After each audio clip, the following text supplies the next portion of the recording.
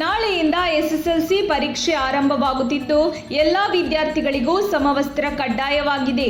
ನಿಯಮದಲ್ಲಿ ಯಾವುದೇ ರೀತಿಯ ಬದಲಾವಣೆಗಳು ಇಲ್ಲ ಎಂದು ಶಿಕ್ಷಣ ಸಚಿವ ಬಿಸಿ ನಾಗೇಶ್ ತಿಳಿಸಿದ್ದಾರೆ. ಬಾಗಲಕೋಟೆಯಲ್ಲಿ ಮಾತನಾಡಿದ ಶಿಕ್ಷಣ ಸಚಿವರು, ಹಿಜಾಬ್ ವಿಚಾರವಾಗಿ ಪರೀಕ್ಷೆಗೆ ಗೈರಾದರೆ ಮತ್ತೆ ಎಕ್ಸಾಮ್ ಇರುವುದಿಲ್ಲ, ರೀ ಎಕ್ಸಾಮ್ ಬರೆಯಲು ಅವಕಾಶವಿಲ್ಲ. ವಿದ್ಯಾರ್ಥಿಗಳು ಹಿಜಾಬ್ ತೆಗೆದು ಪರೀಕ್ಷೆಗೆ ಹಾಜರಾಗಬೇಕು ಎಂದು ಸೂಚಿಸಿದರು.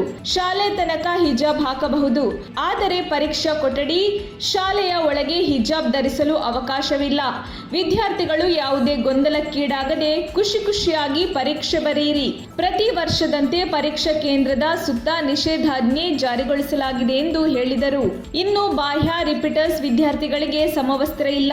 ಉಳಿದಂತೆ ಎಸ್ಎಸ್ಎಲ್ಸಿ ವಿದ್ಯಾರ್ಥಿಗಳು ಸಮವಸ್ತ್ರ ಧರಿಸಿಯೇ ಪರೀಕ್ಷೆಗೆ ಹಾಜರಾಗಬೇಕು ಎಂದು ತಿಳಿಸಿದರು.